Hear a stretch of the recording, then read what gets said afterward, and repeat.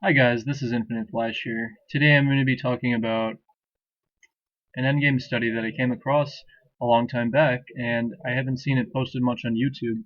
Maybe some people have posted it, but I just wanted to share it just one more time. If you haven't seen it, then this will be quite an enjoyable experience to see it, because it's one of the more beautiful studies you'll ever come across, as studies usually are. But this one involves something unique. There are a lot of passed pawns on the board, as you can see. This position I don't think would ever arise, but white has, let's see, count it, 7 pawns and 2 minor pieces versus black's pawn and bishop here. Quite a sight, right? But the closer you look at this position, the more you realize that white is in serious trouble if white doesn't find the most accurate moves. If white plays the wasteful move a4, then okay, checkmate. So you've got to really react to this. And there's no way to defend the square. Your bishop can't go through the pawn right over here to protect it because, well, that would be illegal. And notice that the king can never move over here, so you're only left with a couple of legal moves. Knight d5 and knight e4 in order to displace the king right over here. That's preventing your king from activating itself here on the b2 square. So one natural move you might consider is knight d5. But the problem with this move is that it's just running into king d2, I think. Yeah, just a promotion right there. And if you try to get out of the corner, well, I think you're not going to have a fun experience with everything coordinating over here, and you're in serious trouble here as white. So, that's not really a fun time to play that. And there's really no way to prevent the promotion if you're really interested. Um, so instead of knight d5, white's going to play knight e4 instead. Yeah, notice that the knight is coming from the f6 square. Yeah, and in this position, black only has I think, a couple of legal moves, right? He can go to either of these 3 squares, but if he goes here or here, you're kind of getting farther away from the pawn than you'd like. Notice that I think if king d4, king b2, white is picking up the pawn right over here, right? I think that's the case, right? Let's see. I think this is right. Yeah, and I guess black doesn't really have any better than just do this. Notice that you can't really take the knight because you just take the pawn, and this is quite a lot of pawns for for white. So king d3, but I think white would just give this check, and if you try to promote, I'm preventing your promotion over here. And notice that you can never, you're giving this check. Sorry, I thought for some reason black could play bishop e5. Sorry about that. King d1, and now I think the strong move f4. Sorry about that. I'm just getting my lines mixed up that I've been trying to work on. You're taking away this bishop e5 move, as we'll see in a lot of lines, with black being forced to take here, and now, bishop d4 comes, you protect the diagonal.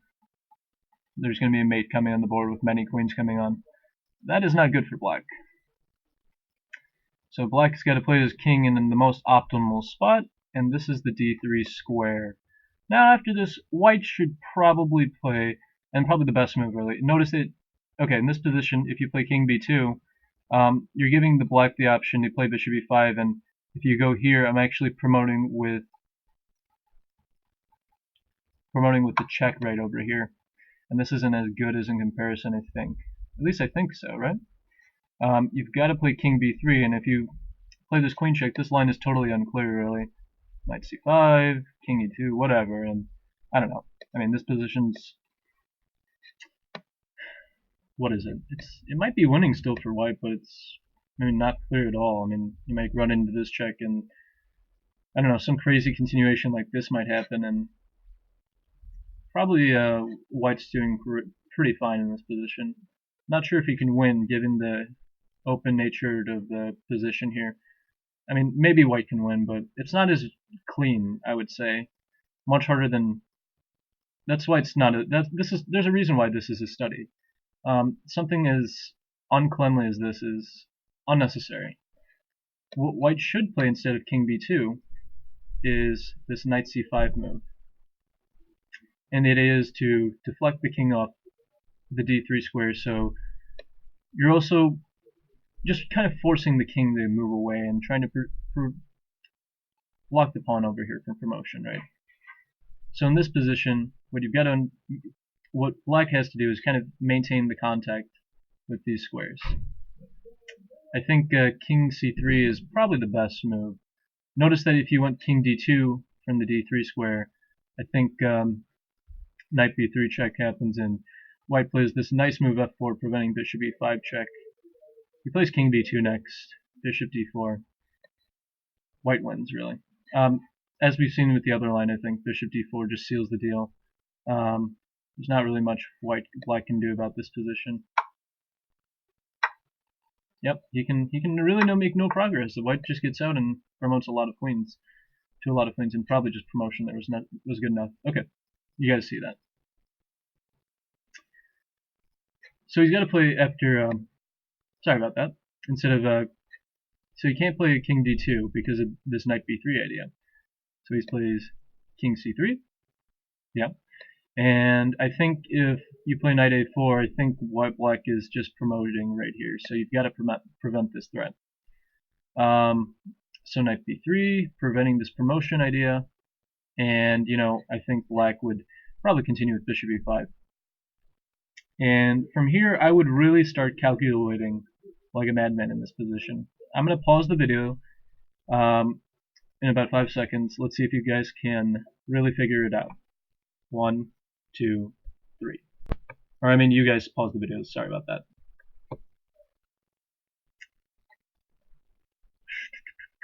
So if you guys tried to solve it, I guess the first move that you would really have to find in this position, noticing that if you had a wasting move with a4, you'd notice that this is checkmate, essentially.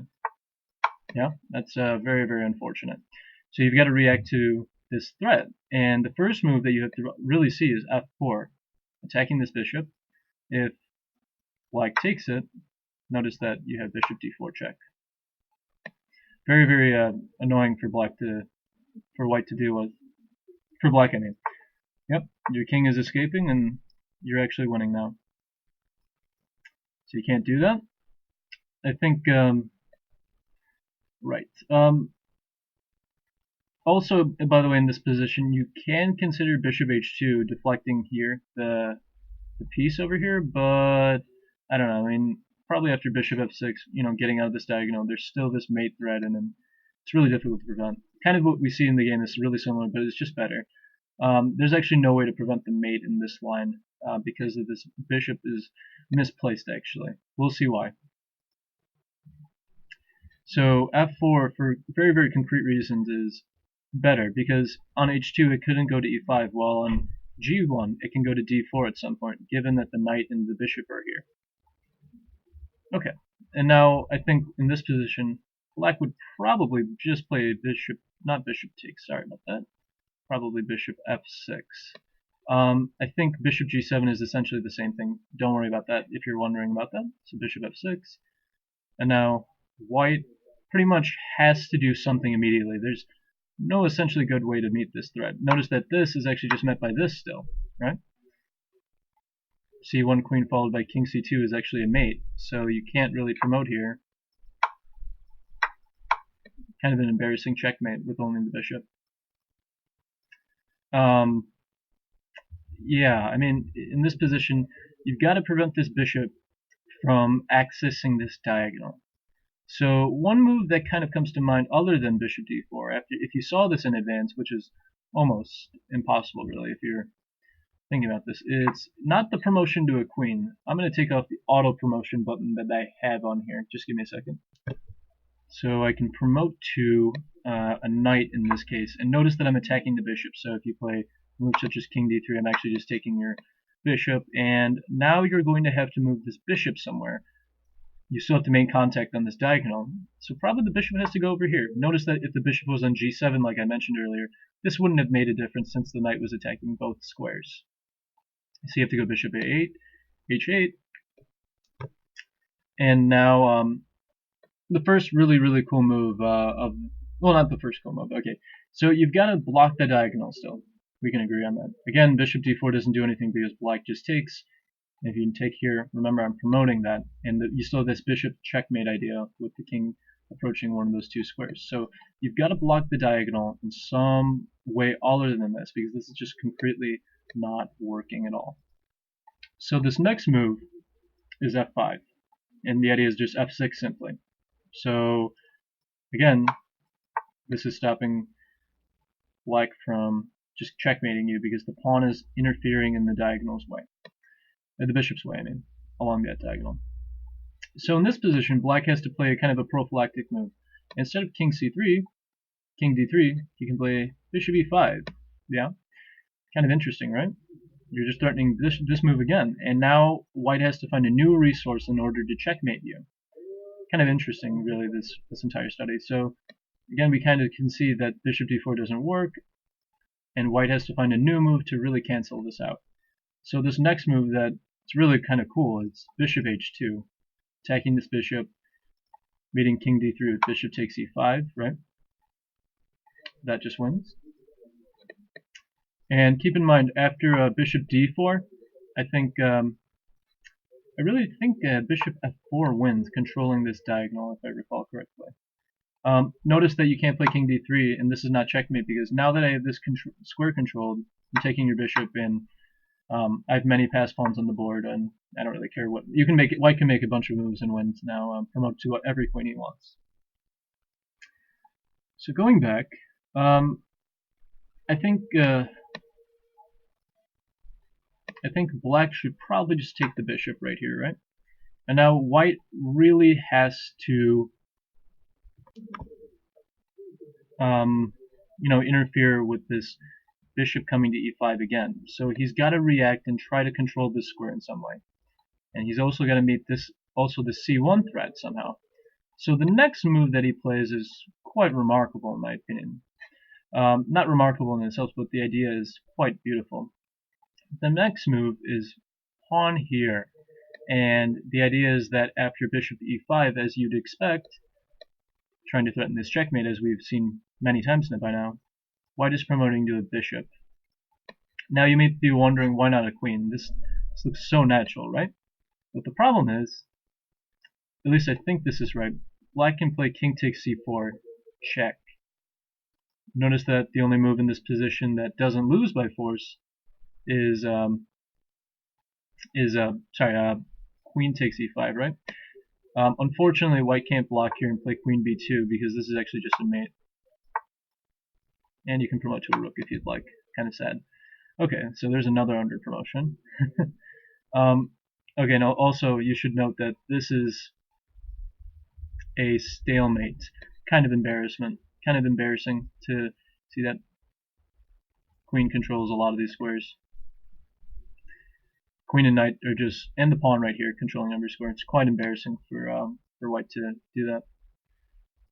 So you can't promote to a queen, and the idea is that you promote to a bishop, and if you play the same line, right? This is not a stalemate.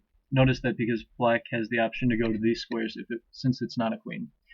So instead of this, black has got to decide to take the bishop right here. And remember, white still has to deal with this threat.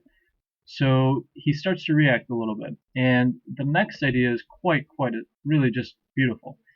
First he plays knight c7, and we can kind of see the next move coming, right? Bishop takes, e7, to promote this into something, right? And if he plays bishop e5, this is I guess it's just kind of the culmination of all of white's hard work, promoting to not a queen, not a knight, not a bishop, but a rook. And you can't play this because of rook takes here. You have the d3 square still available. Since it's not stalemate, you can't really give this away a knight here because I still have, the c3 square after knight takes c1. So he promotes to a rook. Makes a lot of sense. And after this, I think black probably has to back up the bishop, not to f6 because I think rook e6 would come with the tempo on the bishop. So you've got to play bishop g7. And I think it all transposes, but I think rook e6 makes the most sense. Notice that we have this theme of this king d3 and bishop checkmate idea, right? So White's idea is to prevent this with f6, blocking the diagonal. And now Black has to find the best continuation. Black has to find a way to keep this bishop on the board to prevent f6. And this move is bishop d4. Notice that you're now threatening king d3 followed by promotion right here. So now White has to play the only move in the position that essentially doesn't lose. And this move is rook e1, returning the rook to defend this rank over here, making sure that the pawn can't promote. And now, well, Black is struggling. King d3, knight takes d4. Notice that this rook is protecting the square.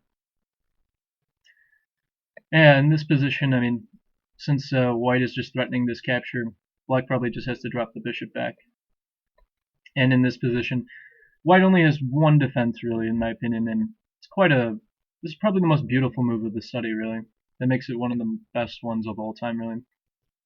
Again, if a4, I mean, you can just see this checkmate happening, so you've got to prevent it. So White can play the amazing looking rook b1 move. And at first this looks kind of crazy, but it kind of makes sense, right? With like the rest of the theme of the puzzle, right?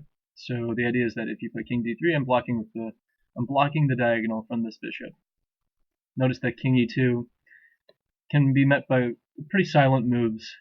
a4. Notice that the thing about this position you just still have to watch out for is king d1, check here, takes here, and then the bishop e2, checkmate. So what White has to do is make room for that, for his king right here, a4.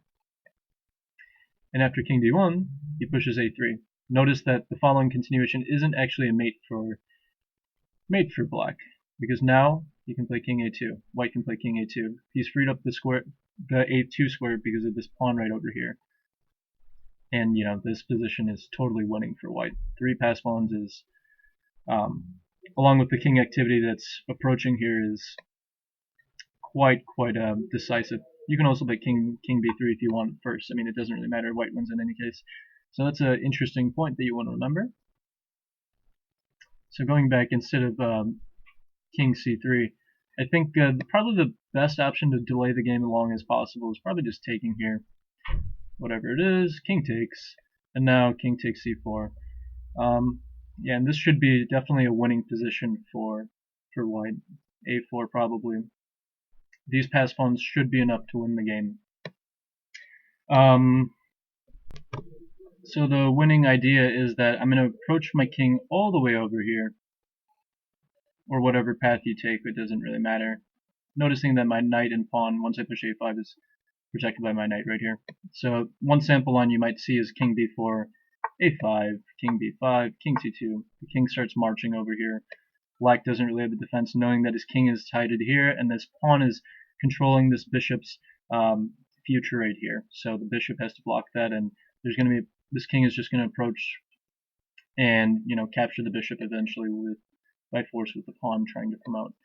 It might be just like this. If you Black really doesn't have a defense, notice that you can really never step away, probably because of I think just knight d4, right? Or probably the king approaching from this direction instead. Your king can never really travel too far away because of this pawn promoting, so that's kind of a nice directional path. Or maybe it's this one. Just try to lure the king away a little bit farther before you access this square. So, well, it's just a complete victory. I hope you like this video, guys. I thought this was one of the more cool studies I've ever went over. I really liked it, in all honesty, because of this theme of first promoting to a knight right here, blocking the diagonal, this kind of theme, promoting to a bishop, if I recall correctly, the bishop over here, and promoting to a rook right over here in the end. That was a pretty cool study, in my opinion.